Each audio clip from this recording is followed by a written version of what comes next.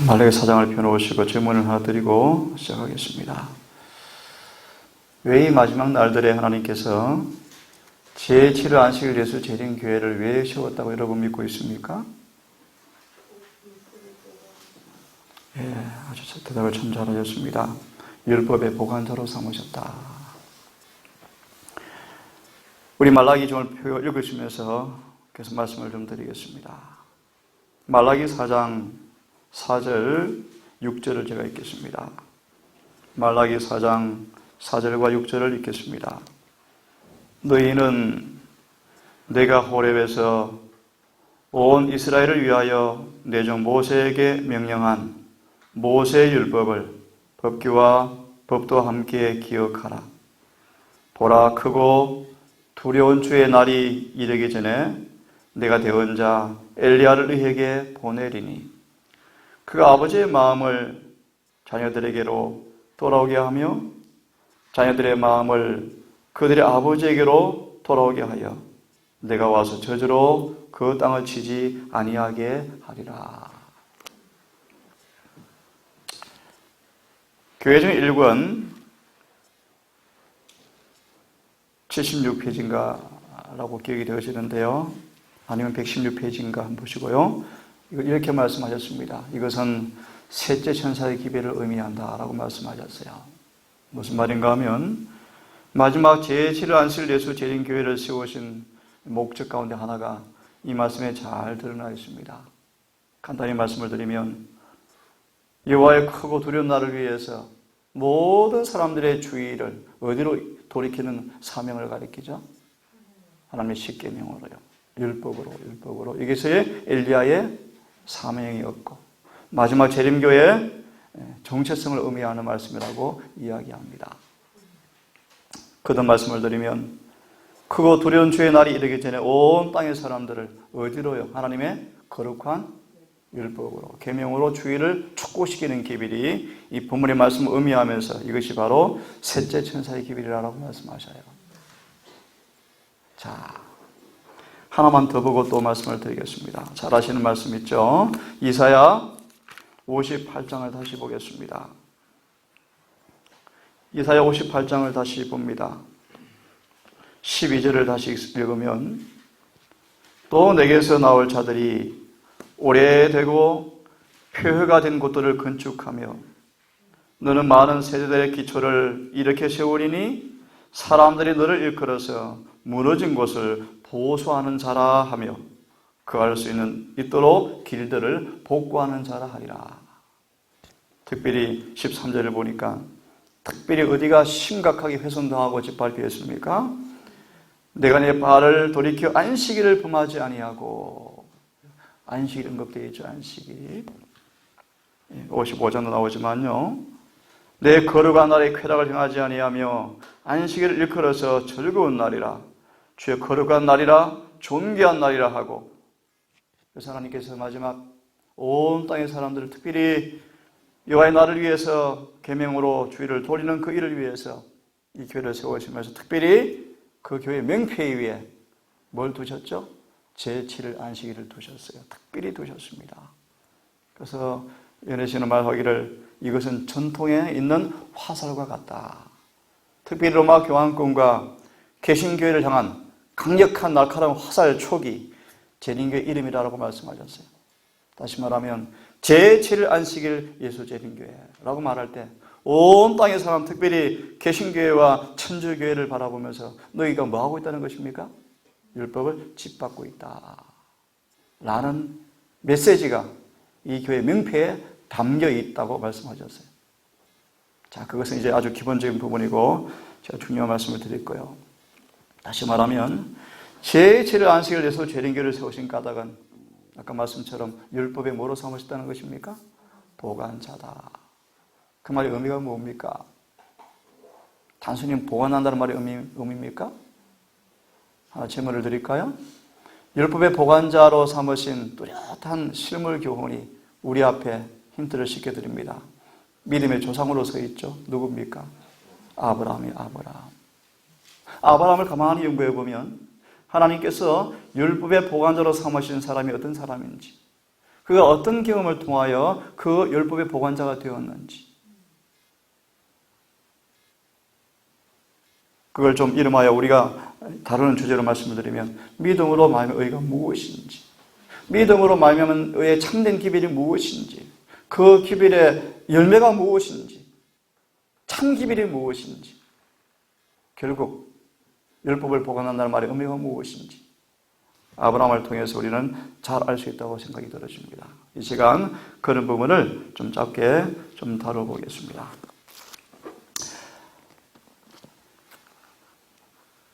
한 말씀을 좀 읽어드릴게요. 다시 한번.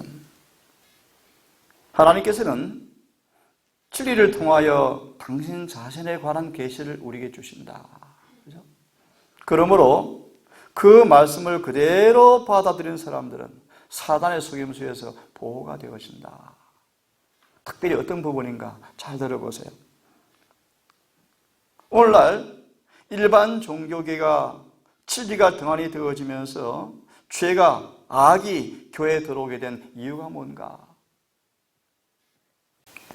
예수님이 이렇게 말씀하셨어요. 율법의 특성과 중요성이 상실되었다. 뭐가요? 율법이요. 며칠 전 말씀을 드렸죠. 복음을 사랑하지 않는 사람들은 율법을 사랑하지 않고, 율법을 사랑하지 않는 사람들은 복음을 사랑하지 않는 사람들이에요. 이 둘은 어떤 관계인가를 여러분 잘 배우셨죠? 율법의 성격과 영속성과 그 의무에 대한 그릇된 개념이 회개와 성화에 대한 오류를 가져왔다. 회개가 무엇인지, 성화가 무엇인지 오류를 가져왔다. 뭐가요? 율법의 성격과 영속성에 대한 오해 때문에. 다시 예를 듭시다. 제7일 안식일이 그렇게 중요합니까? 제7일 안식일 지키는 것이 마지막 때 구원의 조건입니까? 그럼 제7일 안식일 지킨다는 것이 어떤 의미입니까? 그죠? 여러분 잘 아시죠?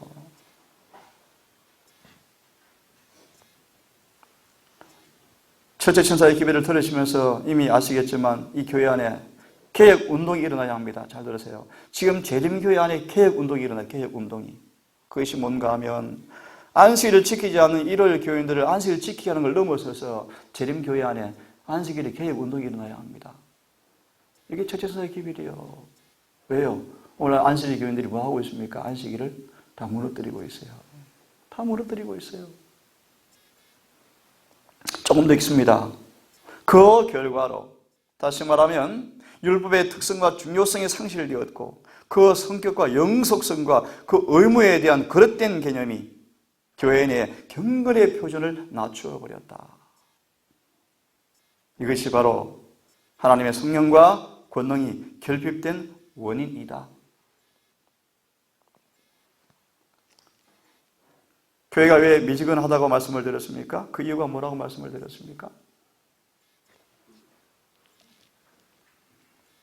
옛날 강단에서는 율법이 강조되어지고 양심의 소리가 메아리 치는 곳이었다.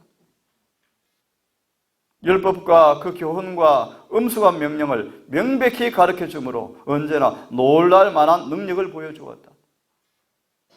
왜 교회가 미지근해졌는가? 단상이 양심을 찔러 쪽에는 메아리가 사라져버렸어요. 대쟁2 465페이지 말씀이에요. 그래서 이렇게 말씀하십니다. 하나님의 공의가 과소평가되어지고 공의와 자비를 분리시키고 자비를 원칙으로 높이지 않고 하나의 감정으로 전락시키는 이른바 신신화. 신신화 이 뭐라고요? 공의와 자비를 분리시키고 공의를 깎아내리고 자비를 높이지만 자비를 뭐로 강조하지 않아요? 원칙으로 강조하지 않고 감정으로 낮춰버리는 것. 율법의 공의와 인간의 불순종과 죄의 범위를 과소평가하는 습관 때문에 사람들은 죄를 속하기 위해 마련된 은혜도 과소평가하는 죄를 범하기가 쉽다. 자, 그러면 지금 먼저 아주 쉬운 간단한 공부를 같이 좀 해보십시다. 성경을 좀 펴십시오. 선지자와 사도들이 하나님의 법을 어떻게 생각했는가? 선지자와 사도들이 하나님의 법을 어떻게 생각했는가? 시편 119편 129절과 136절을 제가 보겠습니다. 시편 119편 129절로 136절 제가 읽겠습니다. 주의 증거가 기이함으로 내 영혼이 이를 지키나이다. 주의 말씀을 열모로 우둔한 자에게 비추어서 깨닫게 하나이다. 내가 주의 계명을 사모함으로 입을 열고 헐떡였나이다. 주의 이름을 사랑하는 자에게 베푸시던 대로 내게 돌이키사 나를 긍휼히 여기소서. 133절 나의 행보를 주의 말씀에 굳게 세우시고 아무 죄악이 나를 주장치 못하게 하소서. 사람의 압박에서 나를 구속하소서. 그리하시면 내가 주의 법도를 지키리이다. 주의 얼굴로 주의 종에게 비추시고 주의 율례를 나를 가리키소서. 저희가 주의 법을 지키지 아니하므로 내 눈물이 시냇물처럼 흐르나이다. 119편 45절을 인용하시면서 이렇게 말씀하십니다. 내가 주의 법도를 구하여 싸우니 자유롭게 행보할 것이며. 영감의 말씀은 선지자와 사도들은 하나님의 거룩한 율법 시편 119편 45절을 인용하시면서 이렇게 생각하였다라고 말합니다. 내가 주의 율법을 구하였고 자유롭게 행보한다, 지킨다라고 말씀하십니다. 야고보서 2장을 좀 펴시기를 바랍니다. 야고보서 2장을 좀 펴십시오. 8절을 먼저 보시면 하나님의 종들은 율법에 대해서 어떻게 생각했는가? 야고보서 2장입니다. 8절을 봅니다. 뭐라고 되어 있습니까? 너희가 만일 성경에 기록한 대로 이웃 사랑하기를 내 몸과 같이 하신 무슨 법을요? 최고의 법이다. 대장투 466페이지는 말씀하시기를 하나님의 계명을 야고보는 최고의 법이다. 또 1장 25절에서는 그렇게 말합니다. 1장 25절 자유하게 하는 온전한 율법이다.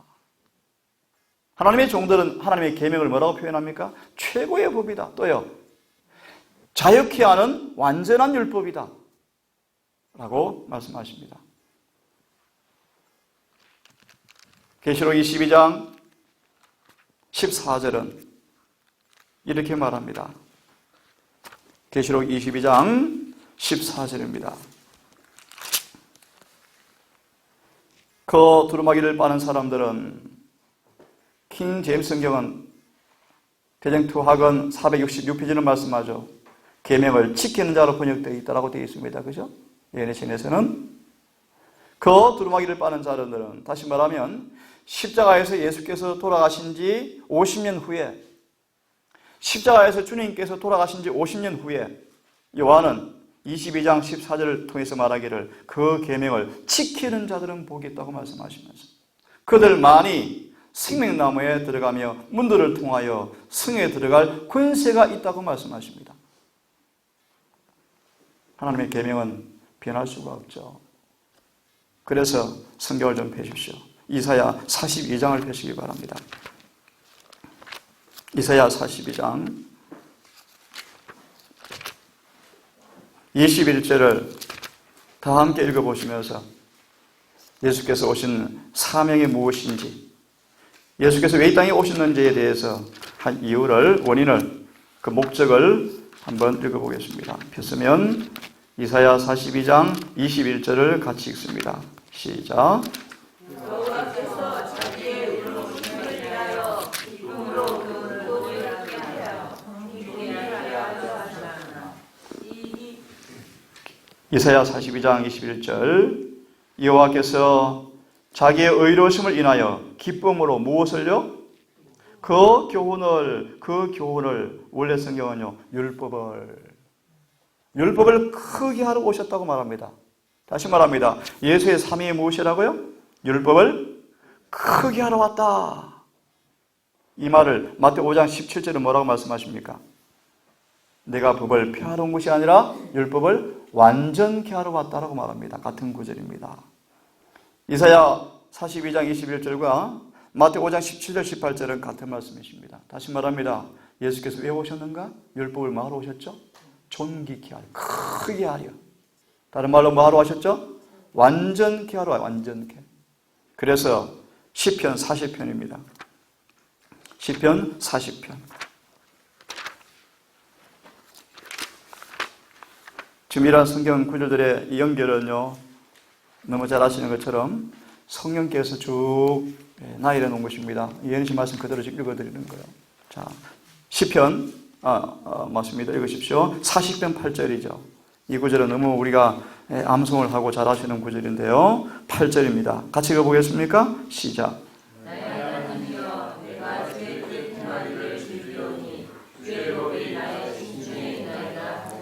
예. 그분이 오신 목적은 율법을 크게 하러 오셨고 완전케 하러 오셨는데, 그분이 고백하기를 나의 하나님이시여 내가 주의 뜻 행하기 즐겨오니 주의 법이 내 마음에 있습니다 라고 말씀하죠. 그죠? 누구의 고백이었습니까? 예수님의 고백이었습니다. 자, 그러면요, 내가 주의 법을 지킨다, 계명을 지킨다, 그 의미가 뭘까요? 좀 이따 이건 답을 드리기로 하고 조금 더 보고 하겠습니다. 율법은 여러 번 말씀드린 것처럼 본질상 뭐죠? 불변이요, 불변. 율법은 하나로 말하면 무엇입니까? 사랑이죠. 사랑은 불변이요. 사랑은 변하지 않습니다. 그죠? 그분 자신이 불변인 것처럼 그분이 율법도 불변입니다. 율법은 그분의 품성의 사본이요. 그건 변할 수가 없습니다. 서두에 말하기 보았지만 지금 하늘의 심판이 베풀어지고 그분의 품성의 사본인 율법으로 온 세상 사람들을 뭐합니까? 심판합니다. 그죠? 특별히 우리를 심판하고 있습니다. 사랑이 우리를 심판하고 있습니다. 자, 그러면서 이런 구절들 인용하십니다. 로마서 13장 10절을 좀 보겠습니다. 로마서 13장 10절. 다 함께 크게 읽습니다. 로마서 13장 10절. 폈습니까? 시작. 사랑은 이웃에게 악을 행치 아니하나니 그러므로 사랑은 율법의 완성이라. 참, 이 구절이 참 중요한 말씀이지만 너무나 곡해되는 말씀 가운데 하나입니다. 그래서 이런 표현 들어보셨습니까? 마지막 심판날에 우리가 구원받고 받지 않는 유일한 것은 단 하나밖에 없다. 그것이 뭐다? 마태 25장 양과 염소를 말하면서 이웃을 어떻게 사랑했느냐라는 것이 구원의 조건이다. 그럴듯하게 들리죠. 이것이 요즘 제가 다루고 있는 그 책의 마지막 결론이에요. 하나님은 마지막 때 율법 하나 지켰는가 묻지 않고 뭐 했는가 묻는다? 이웃을 사랑했는가? 라고만 묻는다. 아주 그럴듯하죠? 그렇지 않습니다. 이제 답을 드릴게요. 왜 그런지를 보십시오. 이 사랑이 대원칙인데 그분의 품성도 의고 진리고 율법도 마찬가지인데, 그러면서 이렇게 말하죠. 자, 요한일서를 좀 펴시기 바랍니다. 요한일서를 좀 펴.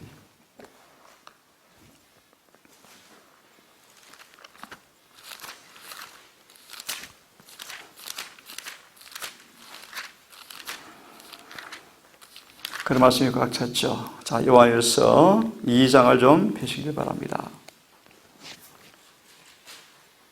자, 2절, 3절부터 읽습니다. 3절부터요. 자, 같이 읽겠습니다. 시작. 우리가 그의 계명을 지키면 이로써 우리가 저를 아는 줄로 알 것이요. 저를 아노라 하고 그의 계명을 지키지 아니하는 자는 거짓말하는 자여 진리가 그 속에 있지 아니하나니 누구든지 그 말씀을 지키는 자는 하나님의 사랑이 참으로 그 속에서 온전케 되었나니 이로써 우리가 저 안에 있는 줄을 아노라. 저 안에 거한다 하는 자는 그의 행하시는 대로 자기도 행하였지니라. 계명을 지키는 것이 무엇인가를 잘 말씀하셨어요. 계명을 지킨다는 것은 뭘 의미합니까? 사랑하는 것입니다. 사랑한다는 것은 뭘 의미합니까? 계명을 지킨다는 것입니다. 다시 말하면 사랑을 이야기하면서 그분의 계명을 지키지 않는 것은 거짓말입니다. 그죠? 그분의 계명은 아까 우리 마태 25장 인용하시면서 마치 율법의 한 조 한 조와 관계없이 마치 이웃을 양과 염소 비유처럼 가난한 사람 어떻게 되었는가? 어떤 사람처럼 나 혼자 전에 가 사는 것, 그것이 구원이다, 유일한 기별이다. 혹하죠, 그죠? 그렇지 않아요. 그것이 기본이지만 그것도 이루어지고 또요, 모든 다른 계명을 그대로 문자적으로 순종하는 것이 다 포함되어 있어요. 맞습니까? 자, 그런 부분들을 같이 한번 생각을 좀 해보겠습니다. 자, 그러면 다시 돌아와서 계명을 지킨다 말의 의미가 뭔가 다시 한번 아주 생각을 좀 해보겠습니다. 질문을 드릴게요. 다시 계명을 지킨다, 그게 무슨 뜻일까요? 내가 아버지의 계명을 지켜 아버지 사랑 안에 거한 것처럼 너희도 내 계명을 지키면 내 사랑 안에 거하리라 그러셨어요. 그죠? 계명을 지킨다 말의 의미가 뭘까요? 산상보훈 잘 나와 있죠. 산상보훈에 제가 좀 읽어드립니다. 이 말씀은 147페이지 말씀인데요, 한 예를 좀 들겠습니다. 잘 들어보세요. 순종은 제자가 되는 시금석이다. 우리가 사랑을 말할 때 이 진실성을 입증하는 것은 계명을 지키는 것이다. 우리가 받아들인 교리가 마음속에 있는 죄를 소멸시키고 심령을 더러움에서 깨끗게 하고 성결의 열매를 맺으면 우리는 그것이 하나님께로 나온 진리임을 알 수가 있다. 자비, 친절, 긍휼, 동정이 생애에 나타날 때, 의로운 일을 하는 기쁨이 마음속에 있을 때, 그리스도를 높이고 자기를 죽일 때 우리는 우리의 믿음이 올바른 상태에 놓여 있음을 알 수가 있다 라고 말하면서 우리가 그의 계명을 지키면 이라고 말합니다. 이로써 우리가 저를 아는 줄로 알 것이요 라고 말하고 있습니다. 자, 계명을 지킨다 뜻이 뭐라고요? 다시 말할까요?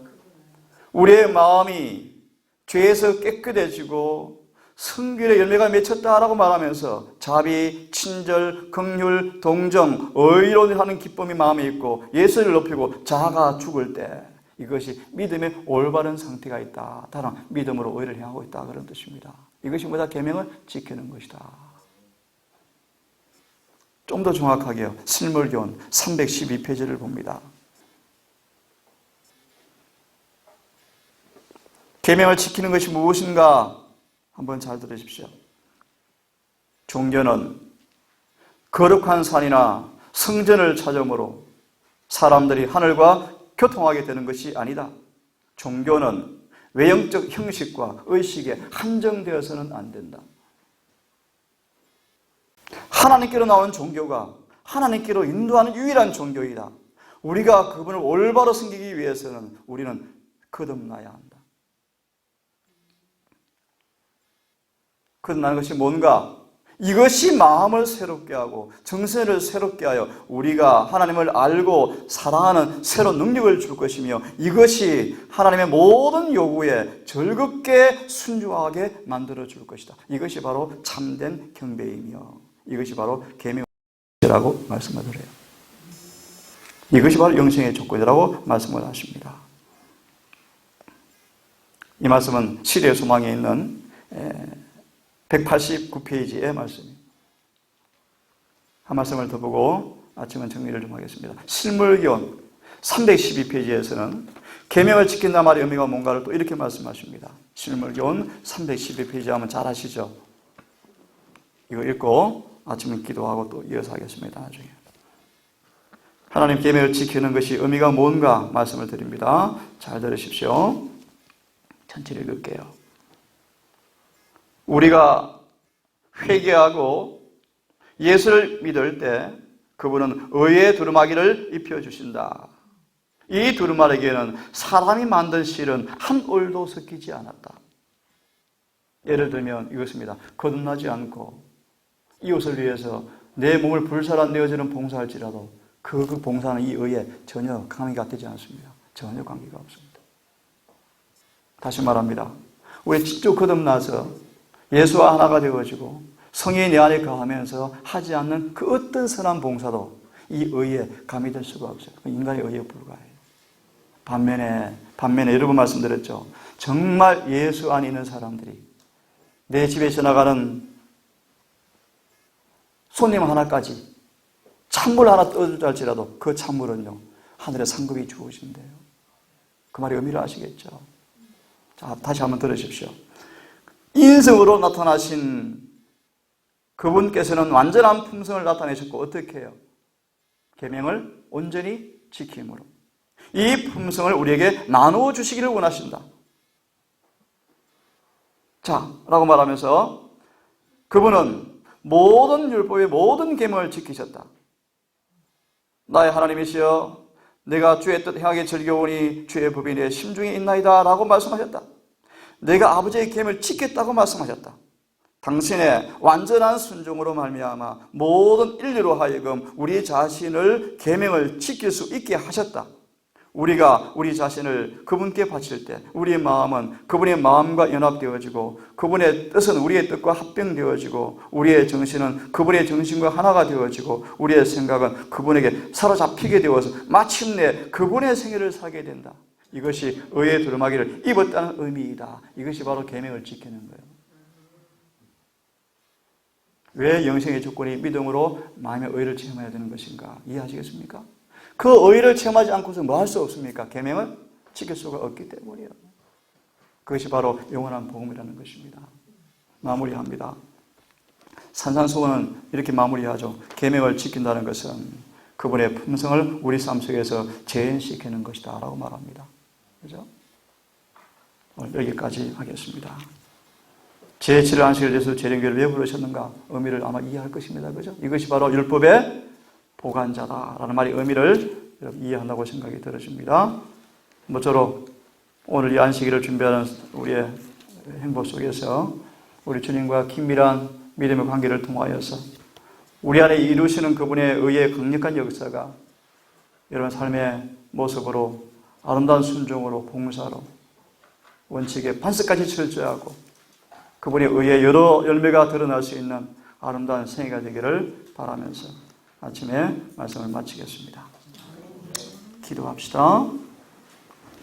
이 말씀도 읽어드리고 기도하겠습니다. 눈을 감으시고 들으십시오. 특별한 섭리나 이적적 현상이 하고 있는 사업이나 주장하는 이상의 진실성을 반드시 증명해야 한다는 생각을 아무도 품지 못하게 하라. 사람들이 하나님의 말씀을 경하게 말하고 그들의 인상과 느낌과 행동을 거룩한 표준보다 높이 여길 때 그들에게는 빛이 없다는 것을 알 수가 있다.